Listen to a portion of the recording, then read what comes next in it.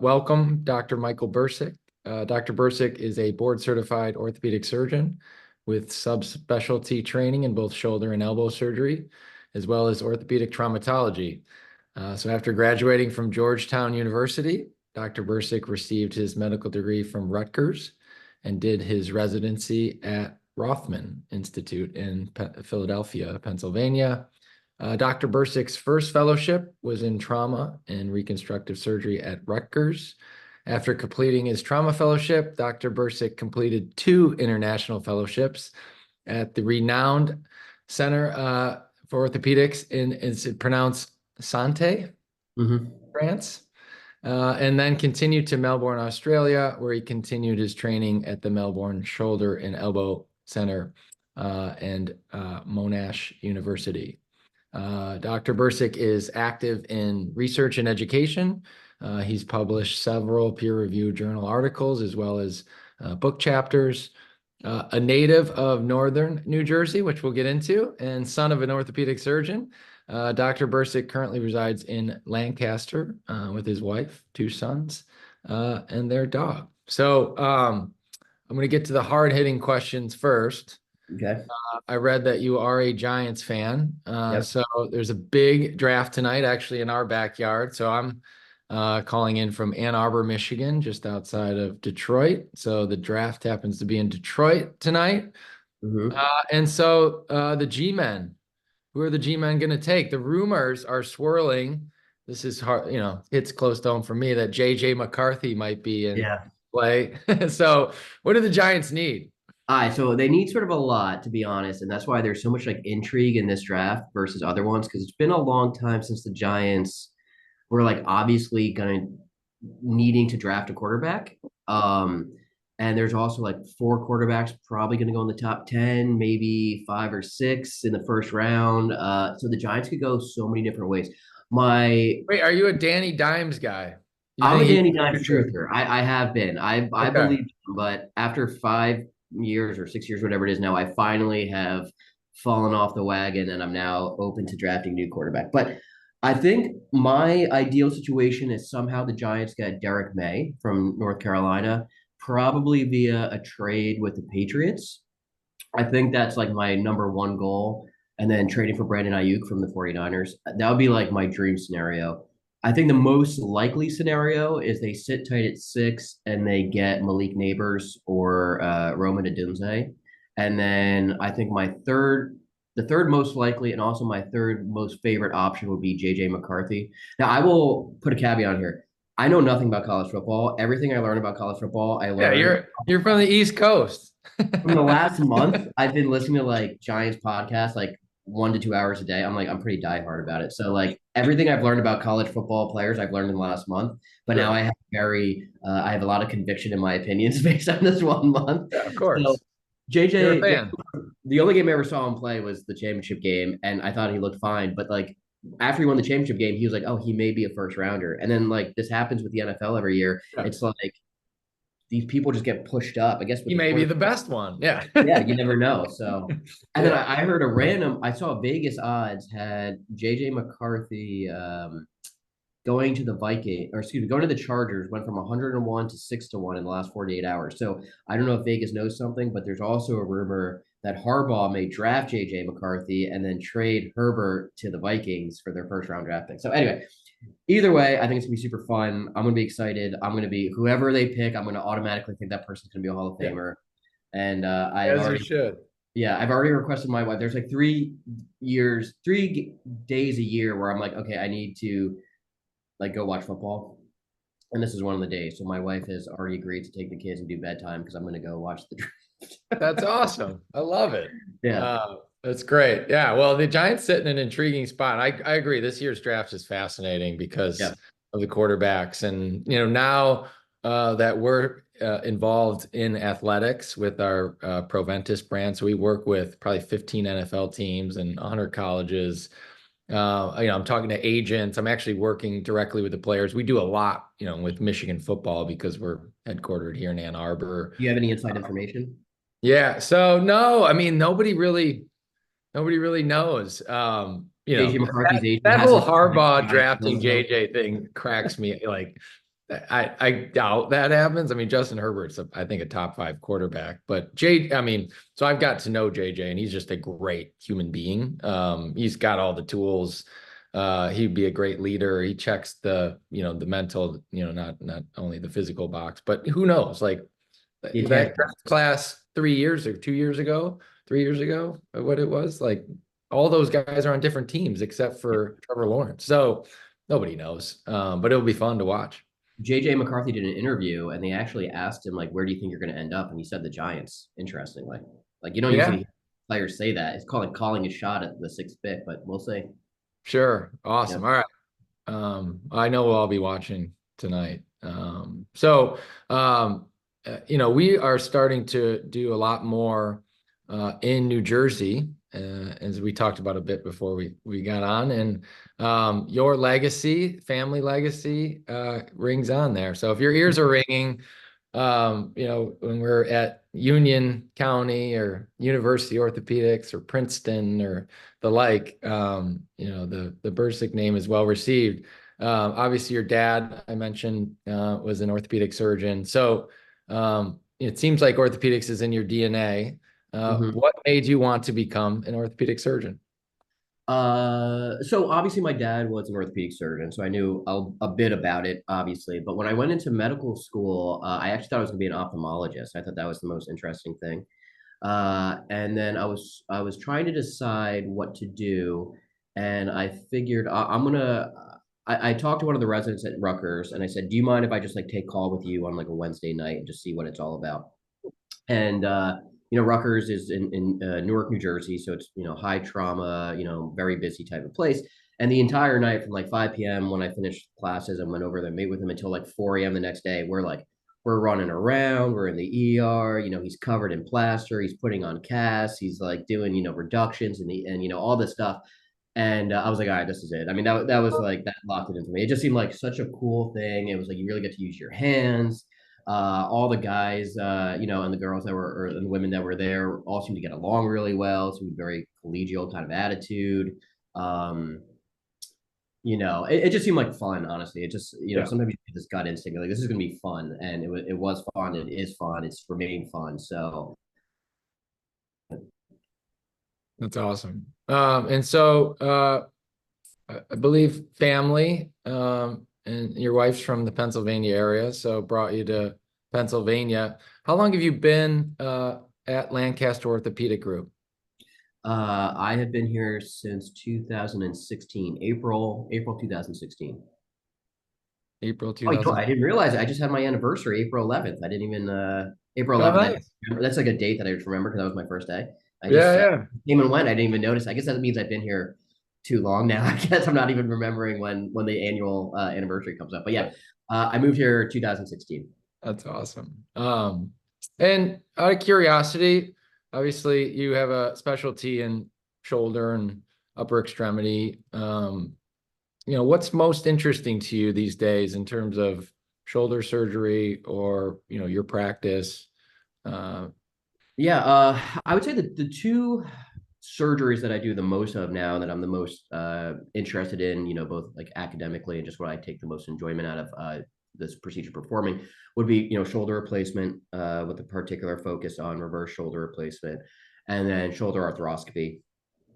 Rotator cuffs, obviously, and then I've over the last year to 18 months, I've started to perform arthroscopic latter J procedures, which is something they've been doing in France for years, but is relatively new in the United States. So I've enjoyed adding that to my arsenal and trying to perfect my technique there.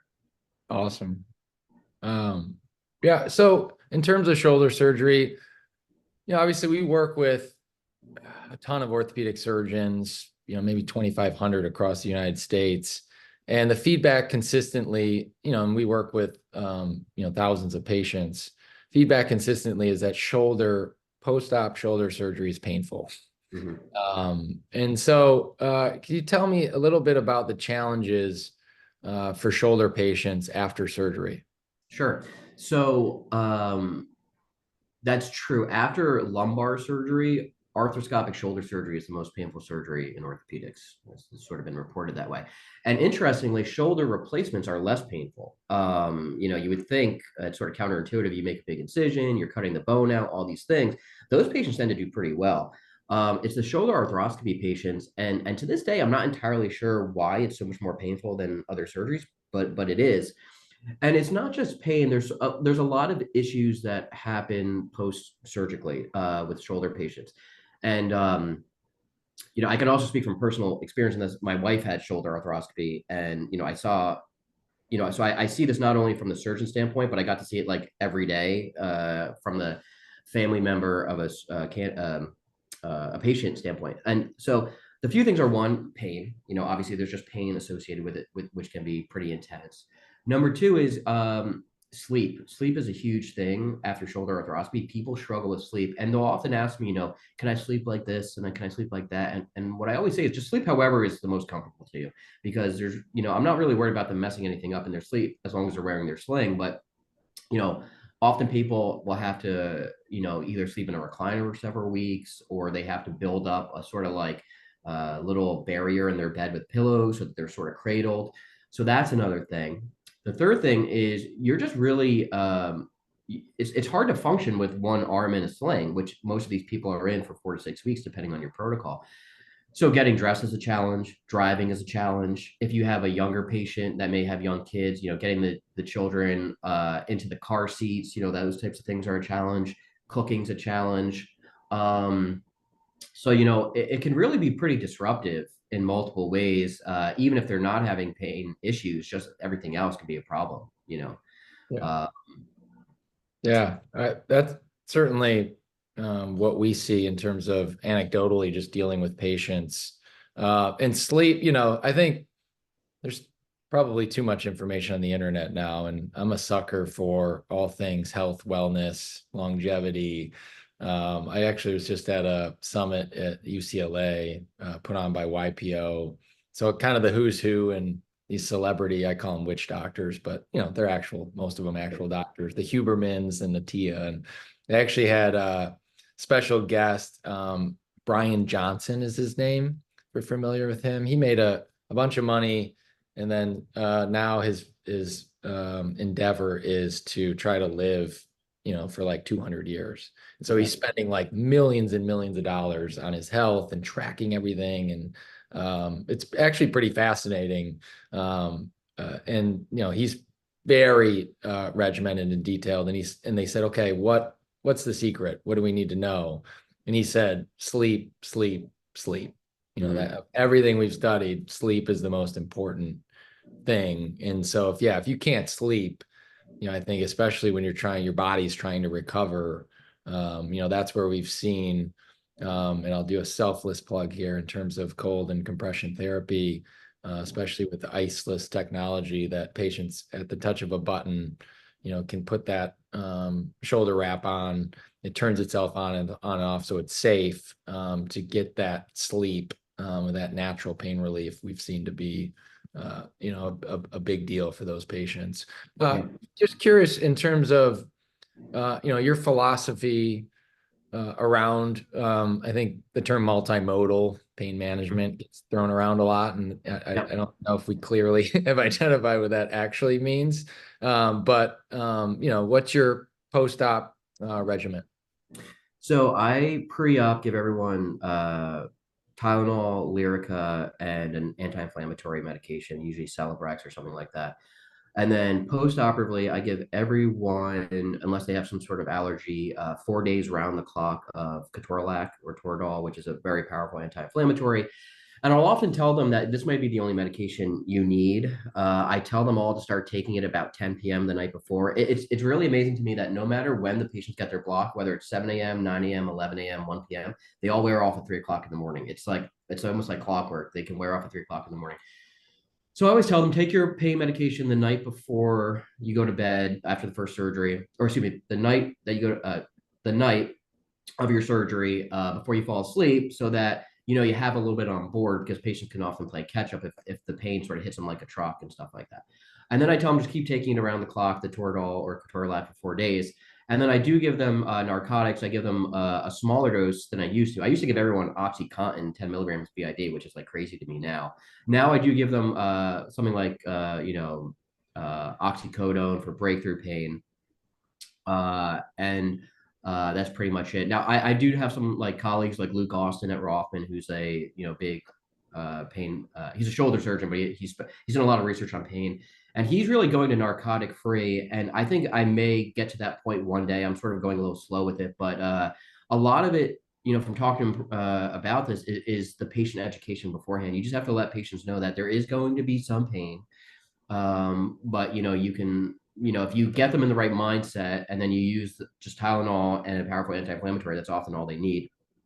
I would say with the cold compression therapy, that's obviously been sort of a game changer in that, because it's reduced narcotic requirements, significantly, both anecdotally, just from what patients have told us, and then also just in terms of the amount of refills we have to do. We just don't do as many as we used to. And then, a lot of it is just telling the patients, like, it's going to be like this for, 3 to 5 days. And then usually about a week or 2 weeks, you're feeling better. And then, from there on, just Tylenol, basically. I totally agree in terms of expectation setting and how powerful your mind is around kind of what to expect. And there will be pain. This, is surgery. And so I was just with the head baseball coach at Clemson, and he's super successful. I'm biased. He's a good friend. I think he's the best coach in the country. He's in his second year there. He was actually at University of Michigan for a while, and his main focus with his players is the mental aspect, and feelings come and go, but consistency around the mind and the power that has. So I do think setting the right expectations makes a huge difference. Another thing you brought up that's interesting, because it's just your kind of anecdotal take, is that the blocks wear off, or the pain medication wear off at 3 a.m.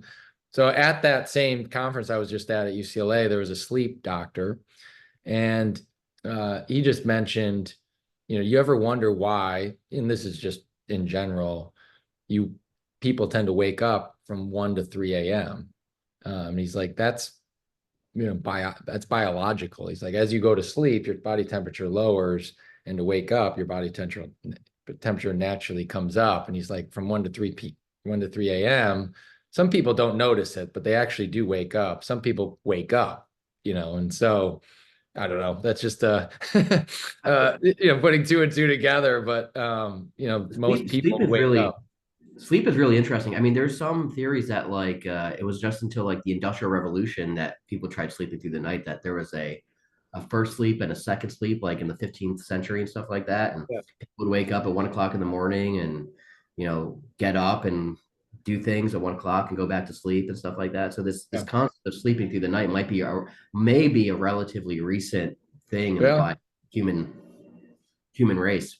Yeah. And he said everyone's different, in terms of night owls. That's a real thing. Or, people that, thrive in the mornings, like that's definitely all biological. So I'm jealous of the people who can sleep 3 hours and wake up. Like, I guess there's some people who have the physiology that they sleep 3 hours and they wake up as if they slept 8 hours for you or me or something like that. They're just like bright. I feel like you get so much more done. Yeah. Those people. And so you mentioned Sling. Yeah. You kind of will segue into kind of ancillary private practice programs, but to kind of conclude in terms of post-op. So do you mobilize? Is that a big, like, are you really concerned with them not moving? Because I've kind of heard both, like, I don't really care, or no, I really want them. Yeah, I mean, the research is sort of, there's arguments for both. I used to do 6 weeks for big tears, 4 weeks for small tears, maybe move them a little quicker if it's just a biceps tenodesis, something like that. And I've just for almost simplicity's sake, I've just moved everyone to 4 weeks in a sling after pretty much every arthroscopic surgery I do, cuff repair or whatnot. And that seems to be working for me. It also keeps it simple just for like, my staff and the physical therapist. They sort of don't have to wonder which surgery I did. Sure. Um, but I do have them come out of the sling, multiple times a day to move their elbow, their wrist, their fingers, so they're not getting stiff there. Um, and then I ask them to sleep either in the sling for a full 6 weeks, even if I take it off during the daytime at 4. And if they sort of balk at that, I'll ask them, well, just keep your arm inside your t-shirt or whatever you're wearing at nighttime so that your arm's at least not going up over your head in the middle of the night, sort of constricted by the shirt that you're wearing. And that's sort of the compromise I make with those people. And, Protect people from themselves, I hear a lot. Yeah, exactly. Yeah, in terms of, as far as ancillary programs at LOG, are you guys dispensing then that sling, the brace and durable medical equipment from the practice? Yeah, I mean, so just private practice in 2024, right? The collections from seeing patients and doing surgery sort of is no longer enough to keep the lights on, unfortunately, just the market that we're in. So we do have sort of the full assortment of ancillary revenue streams for our practice. That includes DME, slings, braces, all those sorts of things. We also have an MRI machine. We own our own physical therapy unit. We have a surgery center, and then obviously we have the cold compression therapy as one of our ancillary revenue streams as well. Yeah, I totally agree. It's just again, I've been on the industry side of orthopedics, basically my entire career, and so all you guys are tend to be my friends, and obviously reimbursement continues to go this way. I would say. In terms of lobbying, orthopedic surgeons don't do the best job of banding together, and insurance companies tend to be better at that. And so, obviously, as health systems continue to grow and consolidate and acquire practices, they're providing all of these services that you've mentioned. I think there's an interest in private equity in getting into orthopedics because I think they see the upside in terms of these ancillary programs. So, but it's tough. You guys are on the hamster wheel in terms of having to see more patients. Probably, I would argue double. In my career, I've seen the amount of patients orthopedic surgeons see in a day double almost, which is a lot. And the amount of surgeries are going up, and so to take the time to add these programs and get the right partners is just tough to do. So I commend you guys for that. Yeah, it's a little bit of an arms race, right? Like, either the insurance companies or the government says, okay, we're not going to pay for this anymore. And then you have to go out and find another revenue stream. And you're just sort of constantly, maneuvering around each other to maintain our independence. But I think it's, we talk about finances, but it's really better for the community and for the patients. I think if you remain an independent private practice, it's more options for them. It's cheaper, it's much cheaper for a patient to have surgery at our surgery center than it is to go to the hospital in town, which is, a level 3 and, a level 3 facility fee and all these things. So, we're fighting the fight. We're going to stick with it as long as we can, basically. I love it. I agree. Well, skin in the game too. Like,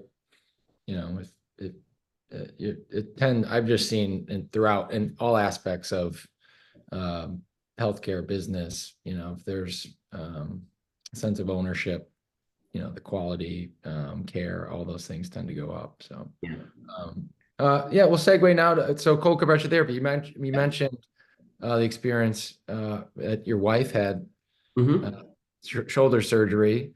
So I'd love to hear about that experience, how cold compression therapy played a role there. Then obviously we worked together for a long time. So thank you for the opportunity. And just love to hear why, you believe in cold compression therapy as part of your, post-op regimen and, how it's worked for you. Sure. So I'll just give a brief history of how we sort of started working together. So I met Molly, obviously, and Michael. She's the best. Yep, superstars. I guess it was about 7 years ago now. It was a while ago, and they sort of introduced me to the concept of cold compression therapy. I hadn't really been using anything at that time, And they just said, hey, like if you want to try it, we can do it for workers' compensation patients. And I ordered it, and it was very simple from my end. I just put in, I told my nurse or my scheduler, like, hey, this is a good patient for it. And then your team took it from there. And then the patients would come in and say, hey, this is great. I love it. So I started doing it consistently for all of my workers' compensation shoulder patients for, I don't know, 3 or 4 years. This was before we had any sort of relationship with you guys. So I was sort of a true believer in it, just because I thought it was clinically beneficial. And then my wife had shoulder surgery. She's actually done it twice, cold compression, once for her hip and once for her shoulder. And I can't remember if the shoulder was before or after the relationship had started, like the ancillary relationship we had. But she did, and she loved it. Basically, we did the 6 weeks, and then she signed. She requested a 30-day extension, and she basically would just say that, like, this is amazing. Like, she would sit there and watch TV, and after the kids went to school or what have you, or while she was doing work, most of her work is writing emails, so she would just sit there at the computer with the strap on, and yeah, she loved it, and it definitely helped her get through the acute, perioperative phase. So when she had her hip surgery a couple years later, she was like, "Can you get me that thing again?" Like, because it really helped. So we did, and again, it helped again. Um, so that was just sort of how I got involved with you guys originally, and also my personal experience. And then again, Molly had approached me and said, we have this new system here where this can become like an ancillary revenue stream. And sort of talked me through it. And we had, there's multiple companies that do this now, I guess. So we had a few different people come in and sort of present it. And the one that you guys presented it just made the most sense for our practice. We had our billing people and our DME coordinator talk to everyone, and they came away with it saying, like, this is a company that we should work with. Easiest billing, easiest, system, and then also just the most professional organization that we met with. No, if any of the other competitors hear this, no hard feelings. It was just a natural thing, Yeah. and it would be a very good working relationship. And then since we've done it, I've said this before, this has been basically a no-brainer, probably pound for pound, the best ancillary revenue stream that we have right now. At no point was it was cash neutral from day one. It took us about 9 to 10 months, I believe. We started off with me and a few other doctors trying it into practice, sort of as a, just experimental thing. We bought 5 units. Our DME coordinator came after the first week and was like, we need to buy more. And then I think now we have 27. We just bought more like in the last month or so. So I think we just bought 5 more. So I think we have somewhere between 25 and 35 at this point. I'm not entirely sure. And the revenue from these units was used to pay for them. So for 9 months or so, we were basically just sort of floating along. We were buying more units. And then at 9 month or 10 month, everything flipped. And since then, it's basically just been, essentially free revenue coming in every month. And it's nice when you have a revenue stream that also is clinically so beneficial. I mean, it's just like, it feels like a win-win. It's like, it's helping our practice. It's helping the patients. They love it. Sort of everyone is happy with it. We recently had a meeting with the workers' compensation carriers in town, and a lot of the case managers came, and they were sort of asking about it because obviously we've been using it a lot more after we bought the 5 and went up to 35, and after we had like the 3 doctors, now we have everyone in my practice using it. They're obviously noticing that there's been more prescriptions for it. And one of my partners in the practice, who to be honest was probably the least receptive to the idea, she was like, how is this better than a bag of ice? She was sort of like that in the beginning. She has sort of become the biggest advocate for it since, because she has recognized people coming in saying, this is great. This is making my recovery easier. Using less pain medication. It's just so obviously clinically beneficial that it's easy to argue for it. And so the case managers, workers' compensation, the carriers, they're always worried about cost, but they also that, if they pay these fees up front, but the patients recover quicker, that's also better for them. So there really has been almost no pushback from them. All the rates are sort of, they're pre-negotiated, so it's not like they're getting surprise billing. So, just to summarize, long story short, it's great. It's great for the patients. Workers' comp people like it because it gets the patients back quicker with less narcotic use. And then we get, the added benefit of revenue coming into the practice on a monthly basis, which is, not insignificant. I mean, it's a fairly nice chunk of change. So it's just win, win, win, win. Um, I've talked to colleagues about this. People have either called me and asked me about it, or I've just proactively reached out to friends and be like, hey, you got to do this. And, I had one friend who's like, we have sort of a lot of things sort of up in the air right now. We're trying to do this, we're trying to do that. And I said, I get it. We were in the same place. Trust me. Like, put all those things to the side now, put this at the top of your priority list, get it going, and then return to the other stuff because this will be the best thing that you guys do. Great. Thank you so much for sharing. And Yeah. the relationship has been so fun for us to see, and you guys have been great to work with. And what I would say is, we've been doing this 15 years in terms of cold compression therapy, almost exclusively. So obviously we believed in it.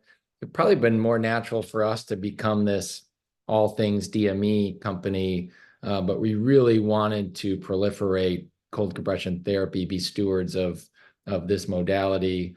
And so there wasn't this kind of loophole or aha, moment in terms of, progressing into partnering with practices.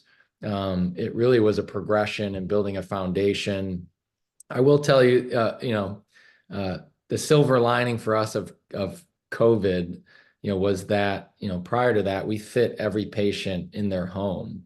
So we had 350 reps running around with units and providing this service to patients. And so then our reps were kind of like, what do we do? Do we drop the unit off on the porch? They're FaceTiming the patient, and we're like, okay, we have to figure out a centralized, remote service model. And I think you mentioned this before, and private practices to thrive, have to embrace ancillary revenue programs. The problem always was it's really hard for a practice to dispense a rented product. All the reasons you probably think of, get the logistics, getting the unit back, the troubleshooting. If you did get the unit back efficiently and effectively, they come back in all sorts of conditions. I'd argue those units shouldn't come back to a healthcare clinic. And so what we did was marry that, remote centralized service model, with the in-office ancillary exception in Stark Law. And that's why most all private practices dispense durable medical equipment from their practice, because it's certainly they're able to. And so, we'll probably grow 10 times in the next however many years. The practice is, the program's being really well received. But I appreciate the call to action or the sense of urgency because, look, orthopedic practices and surgeons are busy. And so, this is by definition ancillary. And so, the hardest part is just taking the time to slow down, take a look at it and say, okay, we're going to move forward. But all the things you mentioned, are certainly hurdles that they have to consider. The practice absolutely has to acquire the inventory, meaning there's ownership there from a business perspective. Yeah. That certainly can be paid for through program collections, but that nonetheless is a business risk that is, being considered by practices. It has to be physically located at the practice. That's, and that's where I think, some of our physician partners are being misled in terms of, really not having to do much of anything and just provide a referral and get a payment. And so, it's harder than, not doing anything, but I think we meet practices where their capabilities are in terms of, dispensing the product. And then, like you mentioned, the patient efficacy side is paramount. Just because you can do something doesn't mean you should. And so the fact that your experience, mirrors ours in terms of the patient experience is music to our ears. So I appreciate you sharing.